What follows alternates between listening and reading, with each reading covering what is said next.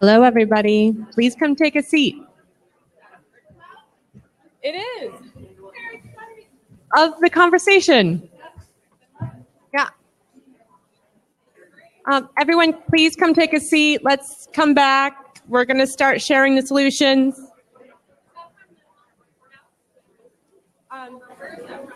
From the notes. So we got that. I just copy it. Yeah. Okay, everybody, please come in, take a seat.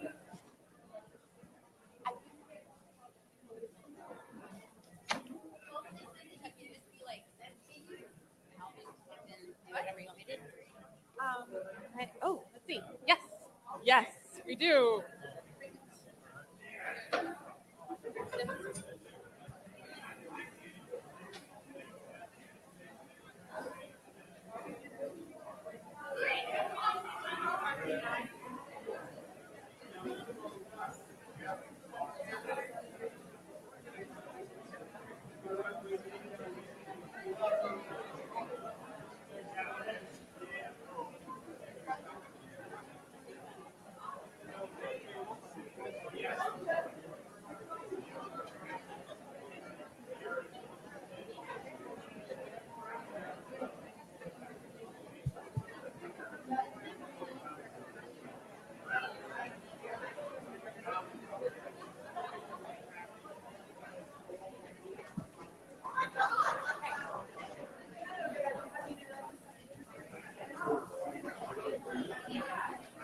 Okay, we have limited time, so please come in and take a seat. Hello, everybody. Okay. I need Heather to be like strong. Hey, Heather. Heather. Can I get your help helping people to sit down? Yeah. Okay.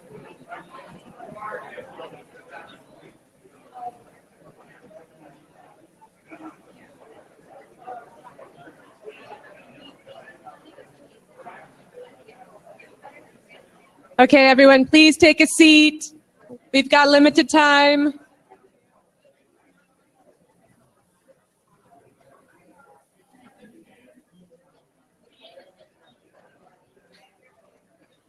I know the conversations are so good. You don't want to end them, but please come sit down so you can share them with the group. I know, right? Everybody talking and they don't stop. Everybody wants to hear what your conversations were about. Please come take a seat. Mm-hmm. Yeah. No. That would be great. We're running behind. We need to get everybody. Well, I need to hold on to this because I'm getting emails. Well, we're actually done. Yeah, we're done at 2:30. Yeah. Well, I already started the live stream. Okay, everybody, please come take a seat. Please come take a seat. We want to hear what you discussed today. I know the conversations were really, really good.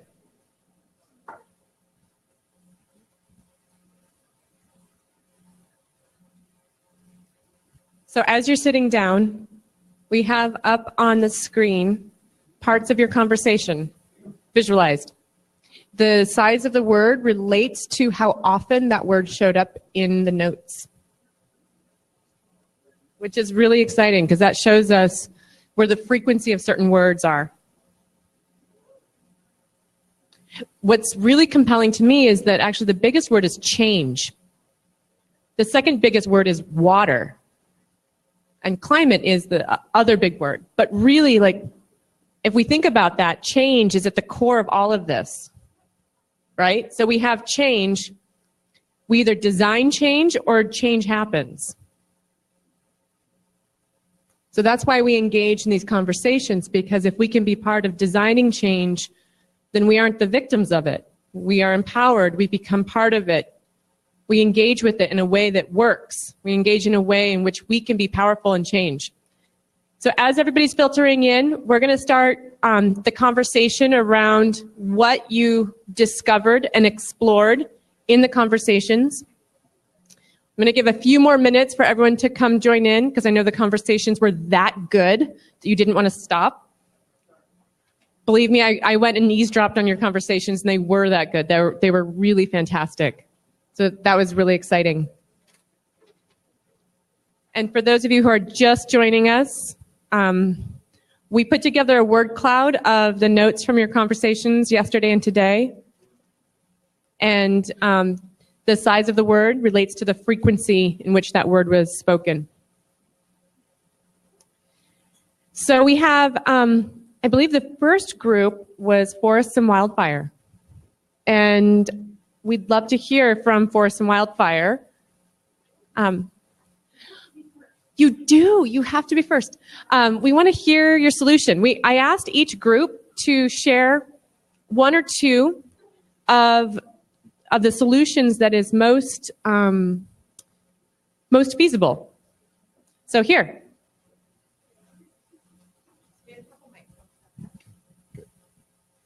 Go ahead.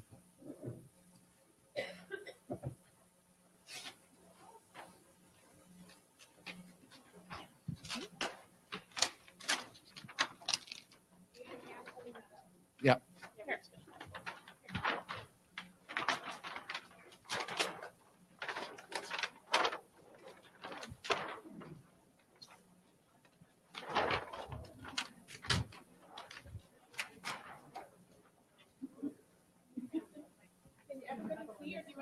Want you to stand up on the stage. You guys can stand up on the stage. Yeah. Yeah, go ahead and go up on the stage. Yeah. Here, I'm going to move the table and chairs up here. Maybe not. Behind the stage. We had two. Hi, I'm Kevin Laughlin. I'm one of the master naturalists here in Boise, and I was part of a team of people that processed lots of questions, and we had two questions that we decided to bring forward to you to take a look at. The first one was for the incentives. The incentives for addressing wildland-urban interface fire risk and impact. We felt that we need to address WUI codes and also to embrace the costs of fire to all that are affected, the property taxes, and have some treatment incentives. If you do work around WUI, that your costs would be less, and that we would fund fuel reduction by groups like nonprofits, service, youth, and neighbors. And we wanted to engage the local firefighters and the wildland firefighters in developing the incentives. We felt that we needed to, with the WUI codes, that we enhance existing federal grants, maybe ask the state of Idaho to offer state grants, and then to survey existing counties of Ada, Blaine, and Kootenai to find out what's working, and then use teachable moments like the Beaver Creek Fire and the Table Rock Fire to have community response teams that would offer best practices, change management, and good stories on how to come out of the fire successfully, and that we would also focus all our incentives on who is responsible in your neighborhood and in your home for wildfires. Thank you. So they voted two of us, two groups, and ours really took off out of incentives. Ours was really to focus on the piece of wildfire and forest that sometimes gets missed in the conversation, and that's the communities. And so our focus was on developing a narrative of strategies to include youth and young adults, building trust and engaged communities, and then how to find a balance between forest communities and the economy. And incentives was a big part of our discussion, and then bouncing off from there, how do we create a very strong narrative, a cohesive narrative that really creates a focus point for people out in communities and in the public at large for what's happening in the forest, what's happening in the woods, and how do we communicate that in a very organized fashion? Sometimes that gets a little bit hard to do because a lot of us are busy fighting fires and doing science stuff. And so how do we do that? We also talked a lot about at the collaborative level, whether it's gaining trust in communities, what happens a lot for people that live near the WUI or in the WUI, sometimes decisions get made and the communities don't really feel like they're part of the solution. So how do we include those communities in that? And then how do we, with collaboratives and collaborative efforts, start to create sort of a gold standard or a standard of practice so that there is some protective factors from litigation and from I don't know, how do you say that? Sort of this aggressive approach sometimes to the decisions that get made the collaboratives with the Forest Service. So how do we help those processes move forward in a more protected fashion?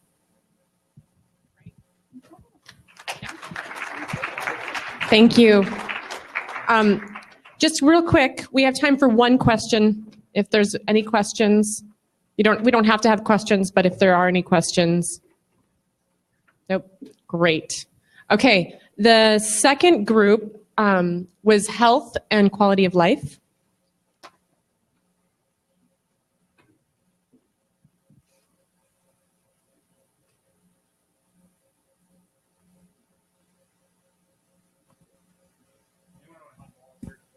I can help you. Actually, I'm going to take pictures. Oh, thank you. Got some folks here. Here's your microphone. Yeah. So, Austin's going to start.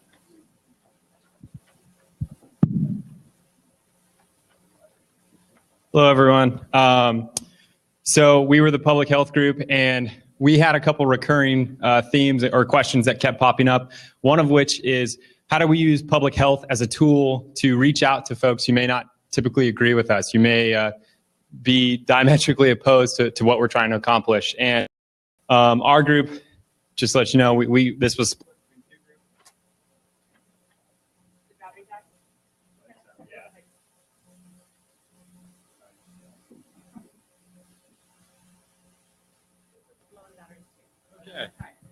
I may end up yelling. So this is two groups, so we're kind of mashing things together. But for starters, engaging those groups who typically don't agree with us. We saw that Steve's talk yesterday, doing the emergency planning was kind of a really good catalyst to getting people engaged and making decisions based on public health. So starting over here, we kind of did a process diagram of what that would look like and what steps you'd need to follow to accomplish this. So the first step we have here, and I realize you guys cannot read any of this, but we look at the historic local data. So you want to make this a local issue that's poignant to a local community.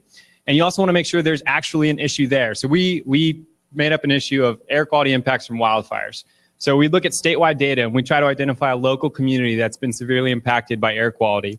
From that historic data, we'd identify some community. So in this hypothetical situation, we picked Coeur d'Alene. You know, Coeur d'Alene wildfires up there, there's a good chance they've been impacted by air quality. Once you have that community, the next step is identifying those cultural barriers. So what is it about Coeur d'Alene? Would they welcome us with open arms? Would they resist us? You know, identifying what barriers are in our place to accomplish what we're seeking to accomplish and raising public health awareness. Once we've identified those cultural barriers, we'd partner with the local leader. We'd identify and partner with the local leaders. So who are the key decision makers that we need to partner with to make sure that we can accomplish what we're trying to accomplish? And not only the local leaders, but also the local community members. So people who have been impacted in Coeur d'Alene, what are their stories and how do they see this issue? Is it a public health concern? Or maybe there's something else that's really at the heart of it. And so for that, I'm going to turn it over to Eric. Should take my place. And so to take it from there, what we would do is craft a narrative around local community values that are being immediately threatened by climate change. And so we give an example, right, of, like we have people that are like commuting in traffic between Boise and Caldwell, right? And they're sitting in traffic and it really sucks. And they're all dreaming about doing anything else other than sitting in traffic, right? Is dreaming about riding a bike, or dreaming about fishing, dreaming about playing basketball out in a park, and, insert policy solution X, which is the solution to this. And now they get to do those awesome things. We talked about reverse marketing. So the city of Boise markets itself as this outdoor community. This is how it's pitched itself to, all these other, pretty much everyone around the country. We're this outdoor community. We value the outdoors and our access to the outdoors. The problem is that's being immediately threatened by climate change, right? So I just got a mailer in the other day at my house, right? For instance, from St. Alphonsus saying, oh, choose our orthopedics. I had a picture of a mountain biker, right? Riding in the foothills. We get marketing stuff from companies all over this town that basically reflect our values of access to public lands and using those things. You turn that on its head, and you take all of those actors that are in the city's video that it pitches to companies to come here, right? All those people doing all those activities, and all of a sudden it's like that biker can't bike because it's 105 degrees and they're collapsed on the ground having heat stroke. Or it's the little kid that's trying to run out onto the field to play football, but they can't do it because there's too much smoke in the air. Or it's the skier that's coming down the slopes and they hit dirt and they pop out of their ski bindings, right? It's because the city's marketing campaign is bullshit if all of those activities are actually being threatened by climate change. So you craft a narrative around local values and local concerns. So like Coeur d'Alene, for instance, it might be the issue of, all the heavy metals that are coming out of the lake bed sediment in the bottom of Lake Coeur d'Alene. Mark Solomon could probably speak to that, right? So it's local issues that are affecting public health, crafting a narrative around that, and then coming up with a policy solution to address those. Oh, so that's all. There you go. Easy peasy.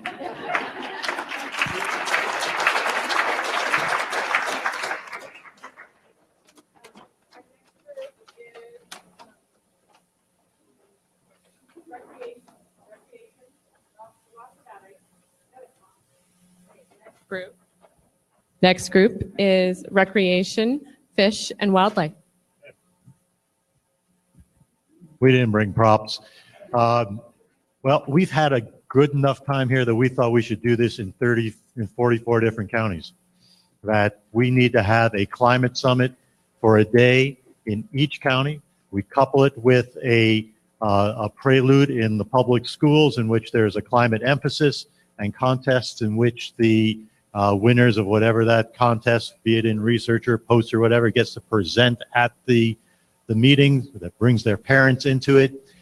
We have 4 focuses, just similarly to what we did here, where first we talk about, how is the climate changing what's already happening in my county? Second, how are people, what is projected to be occurring here in the future? Third, how are people already reacting to what is occurring? And fourth, what tools are they going to need moving forward?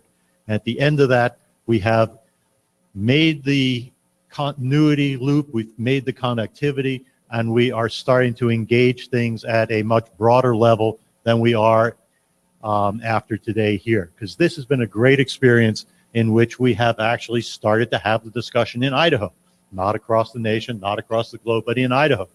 To make it work, as we know in our state, we have to get it really local. So that's our proposal there, and we have a second proposal as well.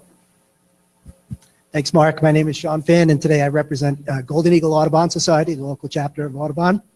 And thanks, Mark. An idea that we had, and I'll remind folks we're in the Wildlife and Recreation group, was a big problem that we saw was people not being able to connect with nature and not having opportunities. So we tried to address how to connect people better with nature. And the idea we came up with was essentially can be described as sort of a institutional citizen science. And if you can picture a Venn diagram of 3 circles that overlap in the middle, the 3 circles would be employers and companies and organizations that employ people, their employees, so basically the citizens themselves. And then the 3rd circle would be nature. So the benefits of having this sort of coordinated, maybe even place-based citizen science, for example, think of the Upper Boise watershed or something like that, where employees can send their employers to this place for a week. They would be able to, employees would be able to sort of save up sick days and convert them into wellness days and be able to use those days to go into the citizen science opportunity Therefore, the employees wouldn't lose any net, there'd be no net loss to their salary expenditures or what have you. And then in the meantime, the employees would gain that wellness of being able to be out there and connect with nature. The employer would have that great kind of adventure, outdoor green persona or identity that they would be able to market to get new employees.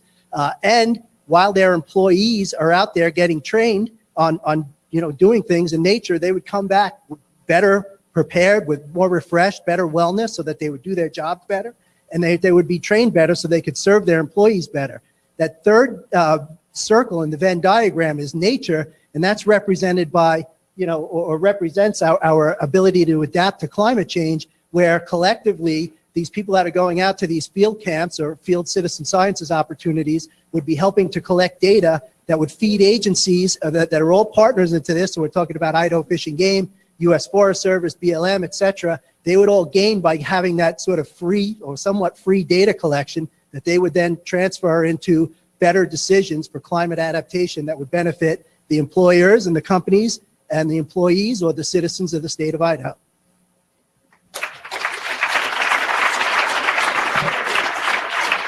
Our fourth group was agriculture and rangeland. You ready?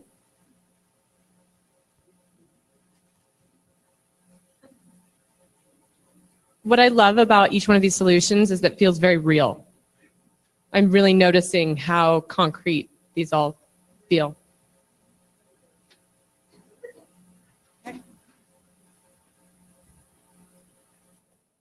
We have two solutions to share with you today.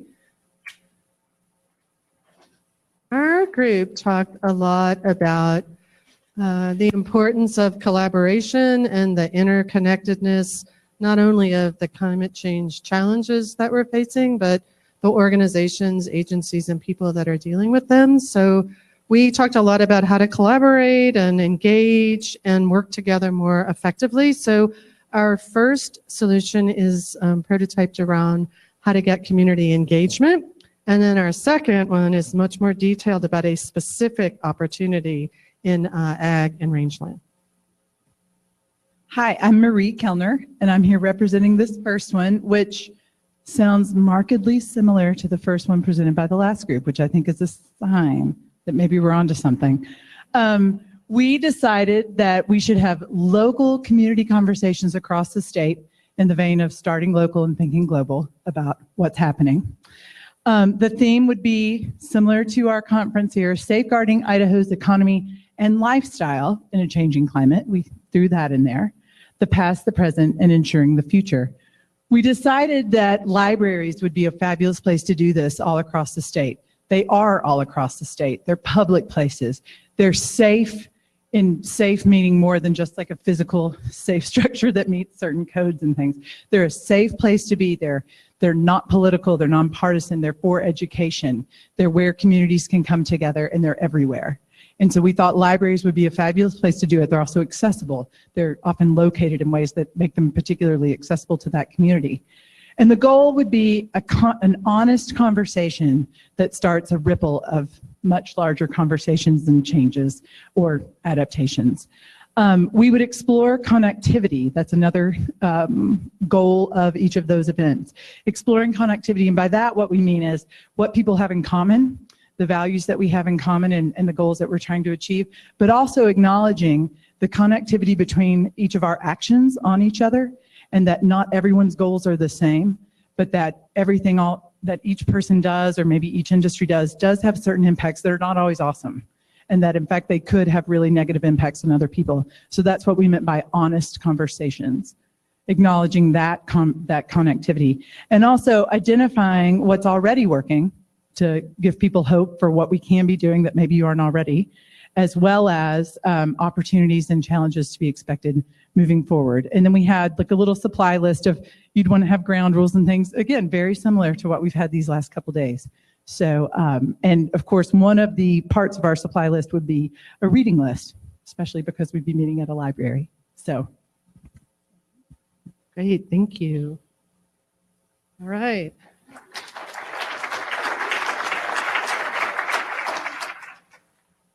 Okay, so our little piece here is sort of an example given of what we might talk about at the sort of informational roadshow.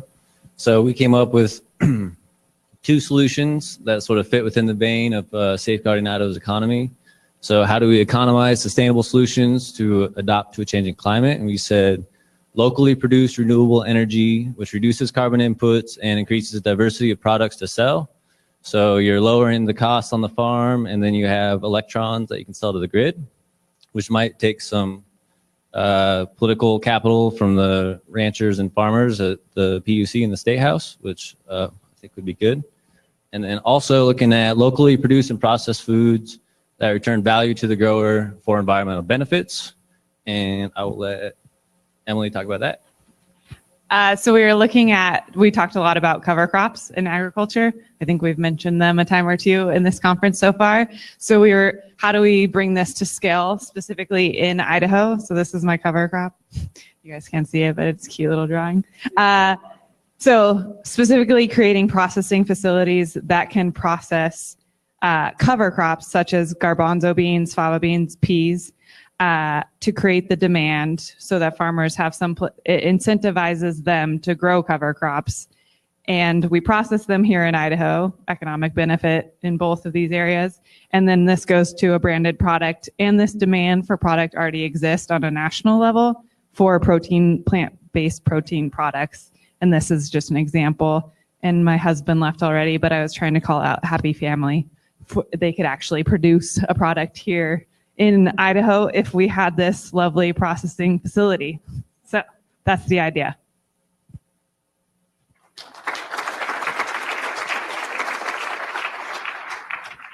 Thank you.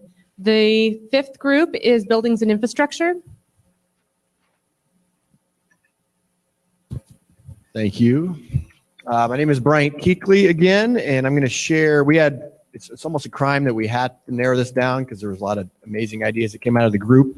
But we're going to share 4 ideas that we felt were actionable. So that's not the first one. Hold on a second. I'll tell you when it's time to go. All right. We have visual aids for 2 of the 4. So the first one is the Neighborhood Assessment Impact Transparency Mapping Targeted Communication Tool. The NITMTC. So this is a self-reporting GIS heat map that would show energy and water use in a community or statewide. I suppose it could be scalable at various levels. And based on that heat map, you'd be able to create actionable plans to target a specific area of a community to provide the greatest improvement where it's needed the most. Our second is the opportunity of the month. We do have a visual aid for that.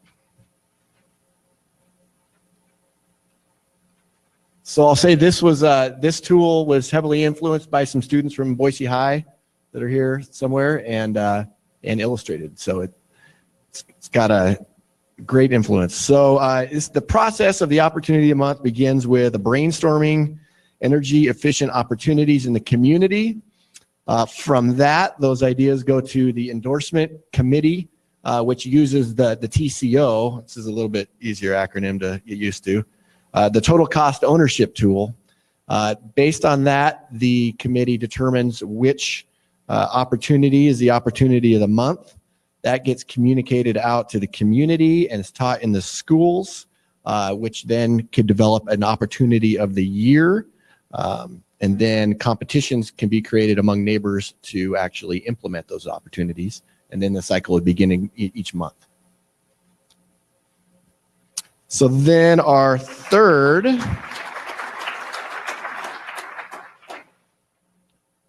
example is, and it's not this one, so hold on, is the WRDB. See, DP. So, acronyms really are the way to get things done. I think we all know that. If you don't have an acronym, you're going to fall flat on your face. So the Water Reuse Demonstration Project, or a gray water demonstration project.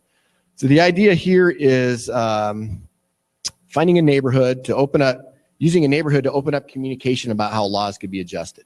So if you were to find get an HOA, a neighborhood, to create infrastructure of a common collection center with their own micro treatment facility, cycle that water back to the neighborhood for irrigation for building use, therefore reducing the potable water use within that neighborhood, then that develops the need. So this would be, you'd need a developer on board to get this formed, or potentially create a local improvement district with the idea that, financial support could come from credit trading. And then this neighborhood that implements a water reuse demonstration project could be a test site, pilot project, so that then laws could potentially be made on a larger scale based on the success of a smaller effort.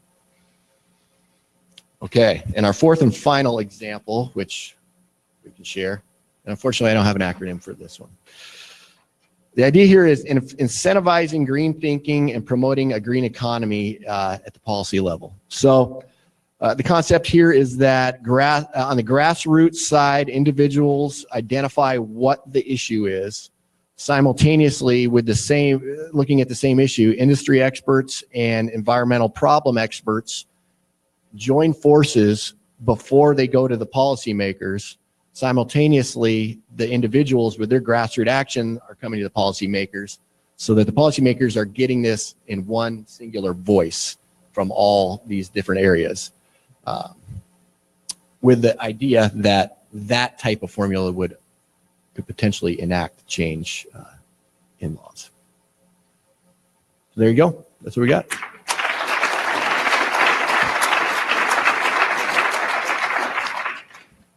And then we also have from Ashton, Heather will be sharing some of the solutions that emerged in that conversation. Pocatello and Moscow decided to do their own version of this because they have a larger group. So we'll be hearing from them via an email or their notes afterward. So if you'll please all humor me for just a moment and imagine that you are seeing my face coming through this screen with a big sort of old television-y, wood boxy kind of screen around it. I am here to represent some of the solutions and findings from Ashton. And before I do that, I do, as Amber mentioned, just kind of want to give a shout out to the about 150 other people around the state in 3 different remote locations who are going through the same things in their locations that we are going through here. So, and I believe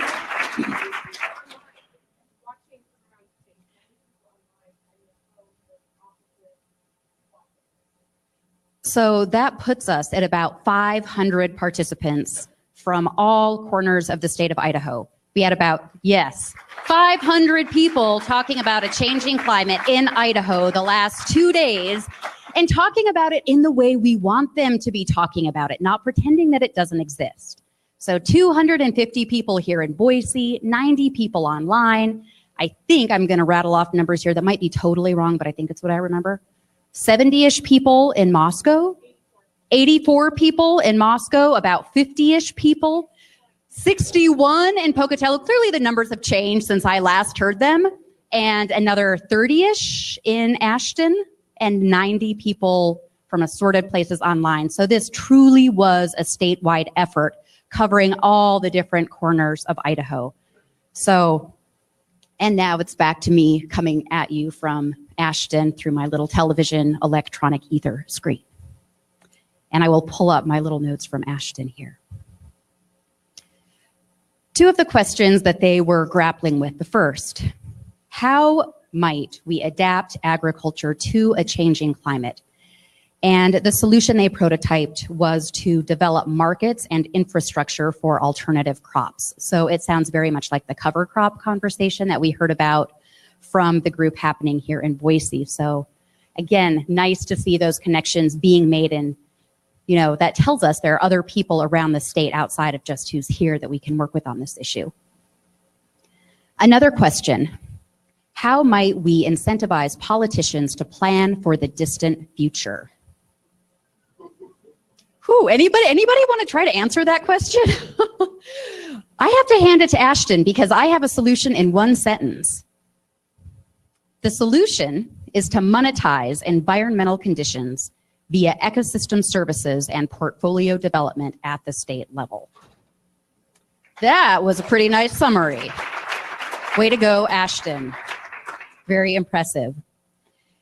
And they also discussed how to foster personal connections to the land and water in the broader public. And I think that really is the theme that has really been tying everything together for the last 2 days, is that if there is one thing all Idahoans pretty much everywhere can agree on, is that we all love the land and water that make Idaho, Idaho. That is who we are. It is what we stand for. And we all want to do something to make sure that those things we care about are here, not just for our kids and our grandkids, but for our grandkids' grandkids and their grandkids and on down the road. So their solution for how to continue to foster this personal connection with the community is to put a greenhouse in every public school to help kids understand land, water, agriculture, food, and how we need all of those things. Yay, Ashton.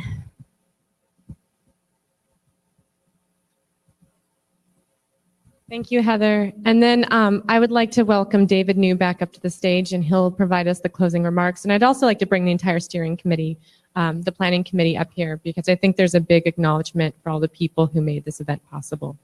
So come on, planning committee.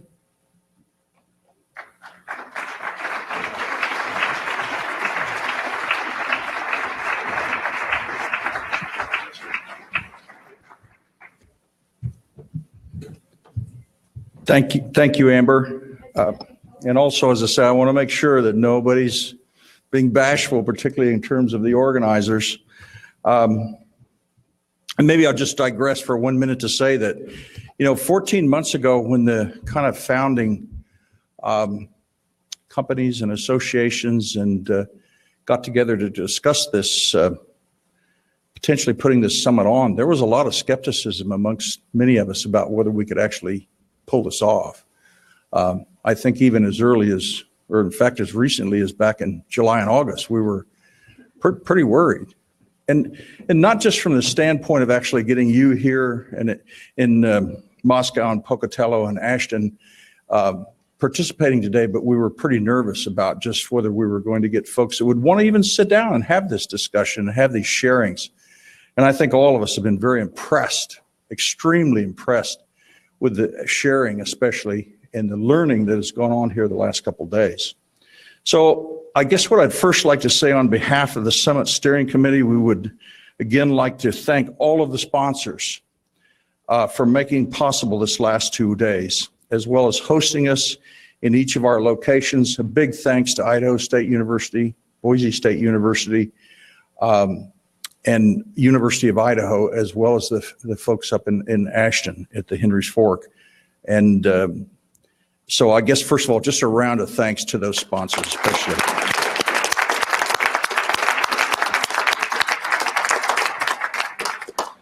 I would also like to offer a special thanks to Warm Spring Consulting, who are up here, these 3 incredible ladies who have actually made this possible, and have actually put up with us as a steering committee, both near and far. And I won't say that's always been easy, has it, team, for us to come to consensus periodically on how we should go forward with this. But a great thanks to those folks.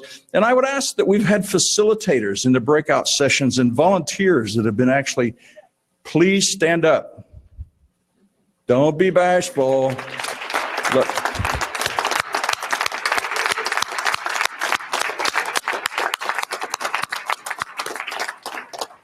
They give up their time. And I'll tell you, as you get older, time becomes more precious. And so it's actually especially meaningful for those of you who came as facilitators and the experience they brought to do that. And the volunteers, both young and old, that were here to not only learn, but actually help make this possible. I hope you found, or I should say, we hope you have found the last 2 days a learning experience, because that's actually something that all of us should be committed every day of our lives to doing. And that means that we have to actually work at that. We have to invest time. I actually look in the mirror every evening before I go to bed and I ask myself, what have I learned today? And I hope I can keep on doing that, maybe at least for another decade. Because learning is something that should never stop. And it's led us to sharing ideas and opportunities with a diverse representation of community leaders, business entrepreneurs, architects, community health leaders, ranchers and farmers, wildlife biologists, hydrologists, and Idaho business leaders, university experts, recreation business leaders, water users, students, concerned citizens, and fellow foresters that you may not have known before the summit, but you've had a opportunity to sit down and talk and meet. And now we really hope you will go forward from here, making that network that you had before this last 2 days, maybe 5, 10 times larger than it was before. All of whom, like you, are committed to Idaho's future. You've heard firsthand about the very serious challenges our forests, our rangelands, farms, watersheds, wildlife, and communities face. While these are serious, there is absolutely nothing gained in denying, debating, or ignoring them. And in fact, I thought the one thing I would share with you that again, I've had to think a lot about the last 2 days. It's a challenge. It's a challenge I put to all of you as you go away from. It's very hard. My older son's a psychiatrist in Australia, and he reminds me of this all the time. He's 40 years old, and so, you know, he can say, "Oh, Dad, you're just getting old." But here's the challenge. Can we, each and all, leave behind our past paradigms in order to embrace our future opportunities? That's a very, very hard thing to do. And the older you get, the harder it is. But it's the question we also need to be asking ourselves about, as well as learning each day. Can we put past those paradigms? We sincerely hope you leave the summit knowing a few more folks whom you look forward to sharing ideas with in the future. How encouraging and exciting to hear about these things of meeting in our libraries, meeting in our counties. I guess I had never thought of those things, at least personally. I think those are such exciting ideas that we can take away and work on together as we leave here today. We hope you found the summit and the breakout sessions engaging and fun.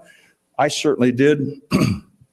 And like myself, I hope you have been inspired by the many local opportunities and solutions that will be the foundation for sustainable growth of Idaho's economy, outdoor lifestyle, and culture in a way to catalyze problem solving around the difficult climate challenges that we face.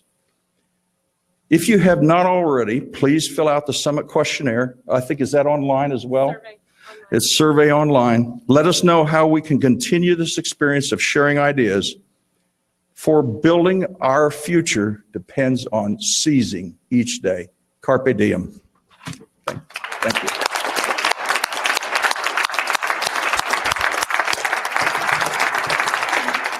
Thank you, David. Okay. And actually, it'd be great to have each steering committee member just say their name real quick. Just real quick, so everybody knows who you are. Thank you, steering committee. Hello, hello. Stephanie Krantz with the Nez Perce Tribe. Emily Erickson with the Responsible Business Initiative at Boise State. Heather Kimmel with the American Lung Association in Idaho. Bass Hargrove with the Nature Conservancy. And our chairman. Mark Solomon, Idaho Water Resource Research Institute at the University of Idaho. Jim Chandler with the Idaho chapter of the American Fisheries Society. Bryant Keekley with the Langdon Group. Greg Servine with the Idaho chapter of the Wildlife Society. And we are not done. We are just started.